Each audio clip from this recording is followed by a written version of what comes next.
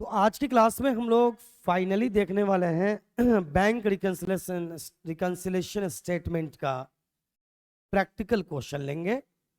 और इसके बाद आप किसी भी चैप्टर को मतलब किसी भी बुक के से बैंक रिकंसिलेशन स्टेटमेंट नाम के इस चैप्टर को कंफर्म कर सकते हैं, कोई दिक्कत नहीं आएगी।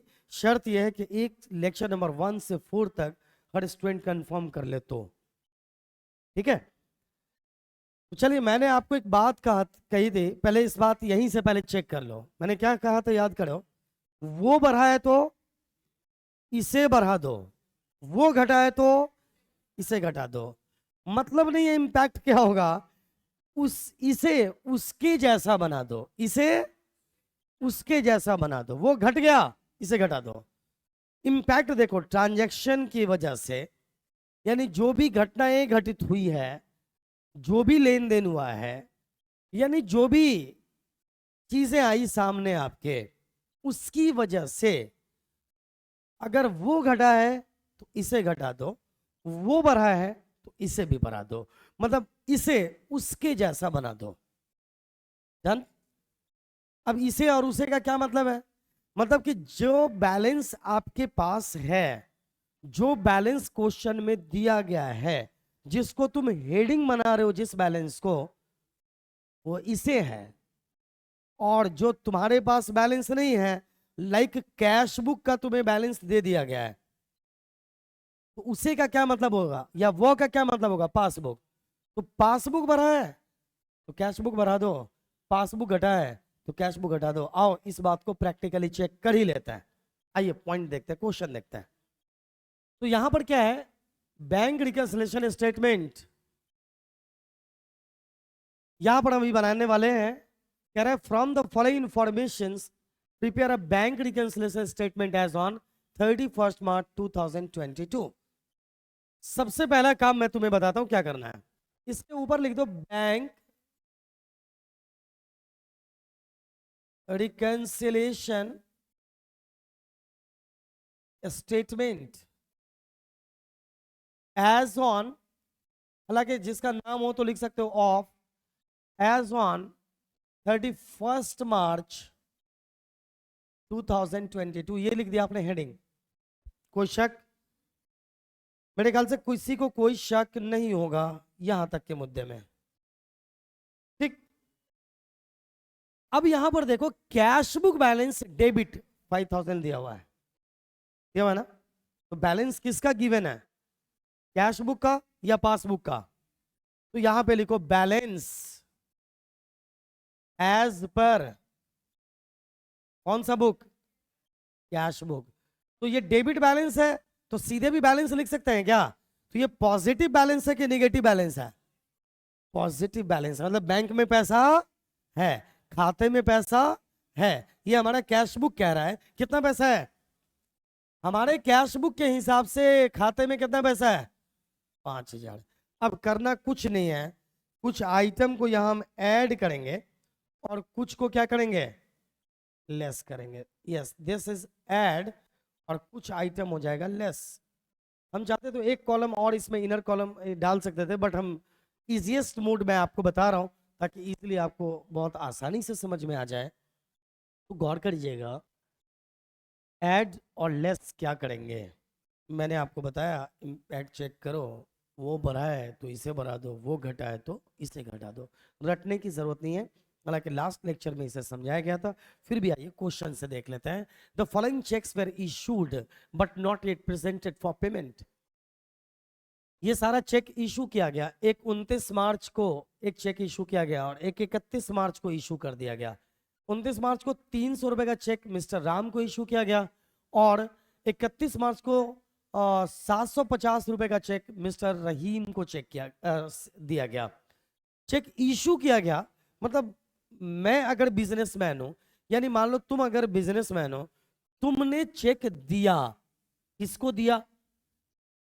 राम को 300 का चेक दिया और रहीम को 750 का चेक दिया। दिया, एक को दिया 29 मार्च 29 मार्च को, और दूसरे को दिया।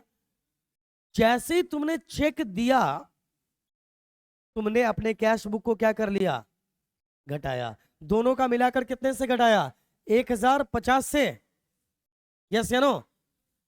लेकिन अभी तक क्वेश्चन ही कह रहा है but not yet presented for payment, अभी तक ये लोग बैंक में पेमेंट के लिए नहीं पहुंचे हैं। तो बताओ, तुमने तो अपना कैश बुक घटा लिया, लेकिन ये चूंकि बैंक में अभी नहीं पहुंचे, तो बैंक ने इसको घटाया पासबुक को। इसका मतलब पासबुक भरा हुआ है क्या, सच में? तो इसका मतलब वो भरा है, तो इसे क्या करेंगे, बढ़ा देंगे। डन। और इसको लिखेंगे check issued but not presented for payment. Short में लिखना चलेगा ना, चेक इशूड बट, इसको एक सेकेंड मैं इसको थोड़ा सा और छोटा करके लिख देता हूं इजी मोड में, ताकि आप इजीली समझ पाए। यहां पे लिख देंगे check issued but not presented. कितना, दोनों मिलाकर कितना है, 1050। समझ में आ रही बात, 300 एंड 750, 1050 क्यों बढ़ा दिए, क्योंकि वहां भी चेक लेने का पेमेंट लेने जब ग्राहक पहुंचा ही नहीं हमारा, तो इसका मतलब ये है कि अभी पासबुक नहीं घटा है, इसका मतलब कैश बुक को हमने घटाया, इसके कंपैरिजन में पासबुक भरा हुआ है, तो हमने इसको भी क्या कर दिया, बढ़ा दिया। Any problem, no. Point number 1 से हमने फ्री हो लिया। अब आइए 2 पे आता है। 2 checks worth rupees 1,750 were paid into bank but cleared and credited on 5th April 2022। हम बीआरएस कब बना रहे हैं, 31 मार्च को बना रहे हैं। कब बना रहे हैं, अच्छा, हमने चेक इशू किया, cheque 2 checks were paid to bank, यहां पर इशू किया पहले, और दूसरे में क्या कर रहा है, पेड कर रहे हैं। चेक पेड टू बैंक का मतलब क्या हुआ, हमें किसी ने चेक दिया होगा, हमने जाकर बैंक को दिया कि लो मेरे खाते में जमा कर दो। 2 चेक, कितने कितने का, एक 1000 का और दूसरा 700, तो कुल मिलाकर कितने का, 1750 का चेक। डन। हमने क्या किया, बैंक को दिया कि लो जमा कर दो बैंक में, बहुत इजी है, कभी दिक्कत नहीं होगी। लेकिन वो तुम्हारे खाते में एक डिपॉजिट कब किया, क्रेडिट कब किया, 5 अप्रैल को। मतलब कि तुम बीआरएस मना कब रहे हो, 31 मार्च के लिए ना, 5 दिन बाद क्रेडिट हुआ। अभी देखो, अभी 31 मार्च का पोजीशन चेक करो, जैसे ही हमने बैंक में जाकर 1750 का चेक जमा किया, हमने अपने कैश बुक को बढ़ाया, लेकिन अभी तक बैंक ने तो इसको कैश किया नहीं ना, इसका मतलब पासबुक घटा हुआ है। एम आई राइट? तो हम इसे क्या कर देंगे, घटाएंगे, वो भरा हुआ था तो इसे बढ़ा दिए, वो घटा हुआ है तो कैश बुक को घटा देंगे, और लिखेंगे cheque paid but not collected. कितना, 1750। डन। 2 पॉइंट हो चुका। तीसरे में आते हैं। The bank has as per standing instructions paid insurance premium for 300 on 28th March 2022, but the bank intimation was received on 5th April 2022। देखो, स्टैंडिंग इंस्ट्रक्शन का मतलब हुआ कि हमने बैंक को कह रखा है ऑलवेज के लिए कि भाई हमारा इंश्योरेंस प्रीमियम तुम दे दिया करो। हमने बैंक को क्या कह रखा है कि जो हमारा इंश्योरेंस प्रीमियम होता है ना, बिजनेस का भी इंश्योरेंस होता है ना, हमने बैंक को कह रखा है कि तुम हर साल इंश्योरेंस दे दिया करो, इंश्योरेंस का प्रीमियम। क्योंकि मैंने पहले भी कहा कि बैंक हमारे एजेंट के तौर पे काम करता है। हमने उसको कहा मेरे भी आप पर तुम इंश्योरेंस प्रीमियम जमा कर दो। बैंक ने कर दिया। कर दिया, कितना, 300। क्या जमा कर दिया, 300। किसको दे दिया 300 रुपए, इंश्योरेंस कंपनी को दे दिया। कब, 28 मार्च को। लेकिन उसने हमें बताया कब, हमें रिसीव कब हुआ इंटीमेशन इसका, 5 अप्रैल को। 31 मार्च तक क्या हमें पता था कि बैंक ने इंश्योरेंस जमा कर दिया? नहीं ना। इसका मतलब जैसे ही बैंक ने इंश्योरेंस कंपनी को प्रीमियम दिया, उसने पासबुक को घटाया बढ़ाया? घटाया। और इसके बारे में हमें खबर अभी नहीं दिया बैंक ने कि हमने आपका पैसा दिया, तो हमने कैश बुक को 31 मार्च तक तो कम से कम नहीं घटाया। तो इसका मतलब पासबुक घटा हुआ है क्या? पासबुक घटा हुआ है ना। अरे मेरे ब्याह पर मेरे बैंक ने मेरा 300 रुपया किसी को दे दिया इंश्योरेंस कंपनी को, तो पासबुक तो घटा, लेकिन ये घटा हुआ तो वो घटा हुआ है ना, तो इससे क्या कर देंगे? घटा देंगे। क्या लिखेंगे? इंश्योरेंस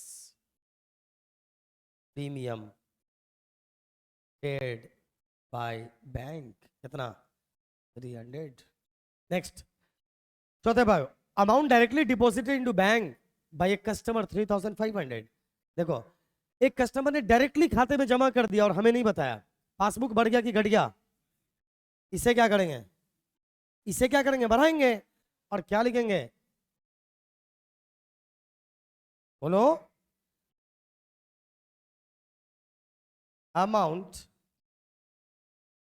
डायरेक्टली, शॉर्ट में लिख रहे हैं, समझ जाओगे ना तुम?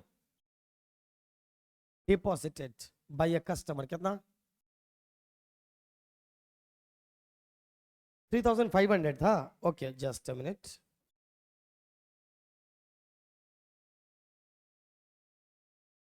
चलो, 4 पॉइंट को हम लोगों ने देख लिया। Bank charge ₹50 has bank commission on 30th March 2022। Bank ने चार्ज किया। क्या चार्ज किया? कमीशन चार्ज किया। कितना चार्ज किया? मतलब घटा दिया। कितना घटा है? पासबुक घट गया कि बढ़ गया? तो हम इसे क्या कर देंगे? Very good, bank charge. अब सच बताओ, ये गेम की तरह लग रहा है नहीं लग रहा है? मजेदार चैप्टर है नहीं है? बिल्कुल, बहुत ही मजेदार चैप्टर है ये। जैसे जैसे आगे बढ़ेंगे, समझो हर पॉइंट एक लेवल है गेम का। इसको देखते रहे, बहुत मजा आ रहा होगा आपको निश्चित तौर पर। लास्ट में देखिए, फिर मैंने पहले ही कह रखा है, दिमाग मत लगाओ। तुम सोचोगे ये भी गलती किया फिर करे गलती। मैंने क्या कहा है? वो भरा हुआ है, इसे भराओ। वो घटा हुआ है। जिन बच्चों को पहले ठीक से समझ में नहीं आ रहा होगा, जब से मैंने ये कहा है कि बेवकूफ की तरह सोचना शुरू करो, तो समझ में आने लग गया होगा। Am I right? तो 4 बच्चों को कंफ्यूज देख रहा था मैं, सही कर रहा हूं ना? अब समझ में आ रहा होगा। अब इसका लॉजिक क्या है, वो धीरे धीरे अपने आप आपको या तो समझ में आएगा, या फिर मैं अभी कभी और डिस्कशन करूंगा। पहले मेन मुद्दा, पहले वहां तक तो पहुंचो। आगे आ गया ये। 10,000 has been wrongly credited in passbook. कितना? 10,000 रॉन्गली पासबुक में क्रेडिट कर दिया गया। एक बात जानते हो, पासबुक में क्रेडिट होने का मतलब है पैसा बढ़ा देना कि घटा देना? बढ़ा देना।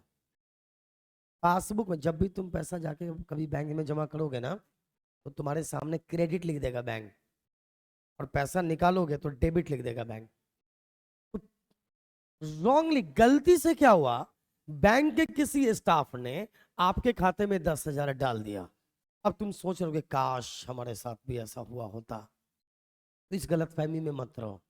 अगले ही मिनट वापस भी ले लेती है बैंक, या अगर धोखे से छूट गया है तो आज न कल वापस ले लेगी बैंक।